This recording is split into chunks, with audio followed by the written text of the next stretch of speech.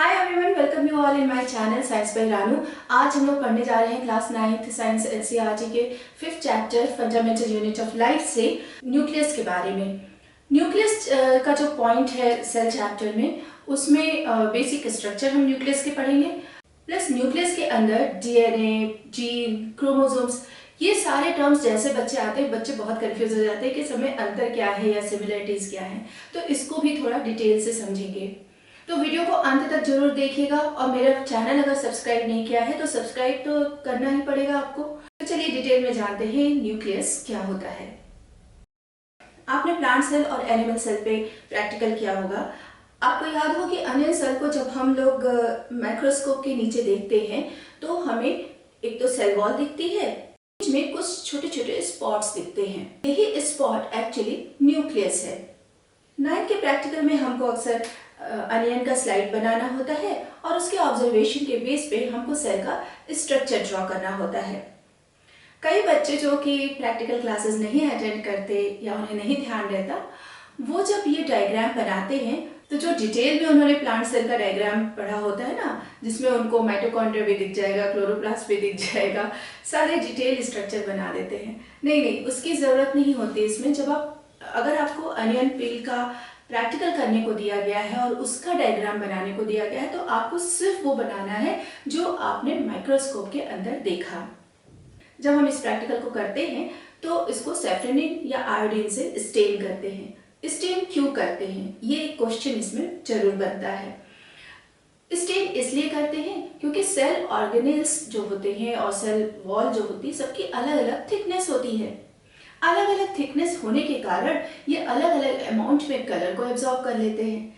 जब ये अलग अलग कलर को एब्जॉर्ब कर लेते हैं तो माइक्रोस्कोप के अंदर ये सारे ऑर्गेनेल्स को देख करके समझने में आसानी होती है।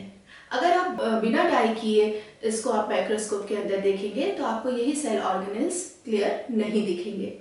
तो ये एक क्वेश्चन जरूर पूछा जाता है कि हम लोग अनियन पील को डाई क्यों करते हैं। अब डिटेल में समझते हैं। सेल के करीब करीब बीचों बीच में एक बड़े हिस्से में न्यूक्लियस पाया जाता है। ये सबसे इम्पोर्टेंट सेल ऑर्गेनेल्स है। इसको हम सेल का ब्रेन भी कह सकते हैं। न्यूक्लियस के अंदर जेनेटिक मटेरियल पाया जाता है। ये जेनेटिक मटेरियल हमारे कैरेक्टर को डिसाइड करते हैं। जैसे हमारी आंखें माँ जैसी तो दांत पिताजी जैसे। फैमिली में किसी को शुगर है तो हो सकता है कि हमें भी हो जाए। यानी कि एक जनरेशन से दूसरे जनरेशन तक जो कैरेक्टर्स पहुंचते हैं वो जेनेटिक मटेरियल के थ्रू ही पहुंचते हैं। अब इस डीएनए यानी कि डीऑक्सीराइबोज न्यूक्लिक एसिड को तो हम सब जानते हैं, लेकिन प्रॉब्लम वहां आती है, कंफ्यूजन वहां होता है जब बच्चे जीन, डीएनए और क्रोमोसोम्स में डिफरेंस को नहीं समझ पाते। तो आओ चलो इन सारे टर्म्स को हम लोग डिटेल में समझते हैं। डीएनए का ये एक डबल हेलिक्स मॉडल है। हेलिकल मतलब इस तरह से मुड़ा हुआ। ये एक धागे की तरह हमारे न्यूक्लियस में पाया जाता है। डीएनए के लंबे थ्रेड को हम क्रोमैटिन थ्रेड कहते हैं। डीएनए के दोनों तरफ ये बैकबोन जो दिख रहा है, ये शुगर और फॉस्फेट की एक लंबी चेन होती है। शुगर फिर 4 तरह के बेसिस एडेनिन, थायमिन, ग्वानिन और साइटोसिन से जुड़े होते हैं, जिन्हें शॉर्ट में ए, टी, जी और सी से रिप्रेजेंट करते हैं। ए का टी से और जी का सी से कॉम्बिनेशन बनता है और ये कॉम्बिनेशन कई सीक्वेंस में हो सकता है, जिससे अलग अलग तरह के पैटर्न बनते हैं। जैसे किसी लैंग्वेज के कुछ अक्षर बहुत सारे शब्द बनाते हैं, वैसे ही कुछ सेट ऑफ पैटर्न किसी एक कैरेक्टर को शो करते हैं, जैसे आंखों का रंग, स्किन कलर, जेनेटिक डिजीज वगैरह जो हमें पेरेंट्स से मिलती है। इस एक कैरेक्टर को कैरी करने वाले सेट को हम जीन कहते हैं। अलग अलग तरह के जीन एक लंबी हेलिकल चेन बनाते हैं, जिसे डीएनए कहते हैं। मतलब कि डीएनए एक लंबा सीक्वेंस है जिसमें साइड में तो शुगर और फॉस्फेट की चेन होती है। फिर ये शुगर 4 बेसिस से जुड़ी होती है। इनका सीक्वेंस अलग अलग होता है। अलग अलग जेनेटिक कैरेक्टर को अलग अलग सीक्वेंस रिप्रेजेंट करते हैं। मतलब यहाँ से यहाँ तक का अगर एक जीन है तो यहाँ से यहाँ तक का दूसरा जीन हो जाएगा। एक तरीके से कह सकते हैं कि एक डीएनए में बहुत सारे जीन अरेंज होते हैं। ये डीएनए लंबे धागे जैसे होते हैं जो एक हिस्टोन प्रोटीन के चारों ओर लपेटे होते हैं। धागे उलझ न जाएं, शायद इसलिए ईश्वर ने ऐसा बनाया होगा। अब डीएनए यूं ही धागे की तरह फैला एक स्ट्रक्चर पड़ा रहता है, लेकिन जब सेल का डिवीजन होता है तो हमको दो सेल मिलते हैं एक सेल से, यानी कि दो डॉटर सेल मिलते हैं। दोनों डॉटर सेल में कैरेक्टर्स एक जैसे जाने चाहिए।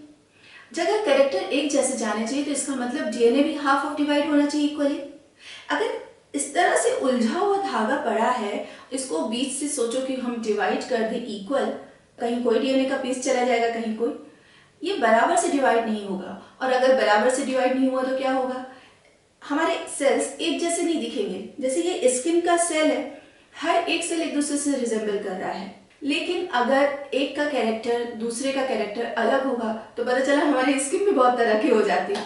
खैर, ऐसा नहीं होता। सेल के डिवीजन के वक्त ये डीएनए बराबर बराबर अरेंज हो जाते हैं। जैसे हम लोग सुई धागे के डब्बे में, आपने देखा होगा कई बार घर में काम होता है तो धागे बहुत उलझे हुए से पड़े होते हैं, और जब हमको काम होता है, सपोज हमको कोई रेड थ्रेड चाहिए तो हम फिर रेड वाला रील निकाल के उसको अच्छे से लपेट करके अरेंज कर लेते हैं।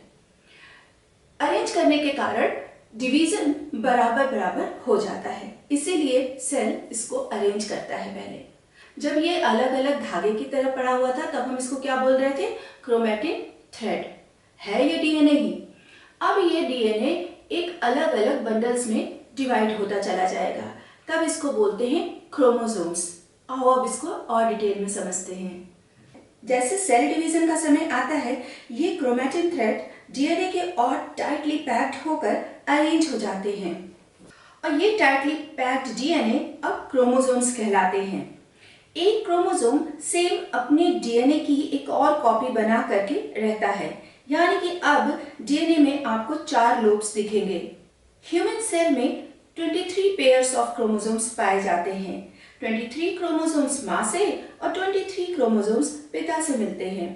सेल डिवीजन के समय एक सेल से 2 डॉटर सेल्स बनती हैं, जिनमें ये क्रोमोसोम्स आधे आधे डिवाइड हो जाते हैं। फिर सेल रेस्ट की कंडीशन में आता है और ये डिवाइडेड क्रोमोसोम्स क्रोमैटिन थ्रेड के रूप में बड़े होते रहते हैं। फिर सेल डिवीजन के समय ये प्रोसेस फिर रिपीट होता है। यानी डीएनए एक डबल हेलिक्स अरेंजमेंट है, जिसमें शुगर, फॉस्फेट और 4 तरह के बेसेस होते हैं। इसके कई सेगमेंट्स होते हैं। हर एक सेगमेंट को हम जीन कहते हैं, जो एक जेनेटिक कैरेक्टर को कैरी करता है।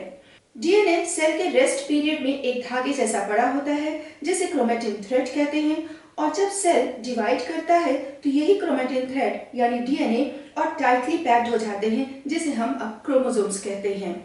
ये सारे जेनेटिक मटेरियल यूकैरियोटिक सेल में एक न्यूक्लियर मेम्ब्रेन में पाए जाते हैं, लेकिन बैक्टीरिया जैसे प्रोकैरियोटिक सेल में इन जेनेटिक मटेरियल के ऊपर कोई मेम्ब्रेन नहीं पाई जाती, और ये अपने एरिया में फैले रहते हैं। इसे ही न्यूक्लियोइड कहते हैं। तो आई होप कि आपको ये वीडियो पसंद आया होगा। मुझे कमेंट बॉक्स में लिख करके जरूर बताइए कि आपको मेरा वीडियो कैसा लगा। Thank you for watching. जय हिंद।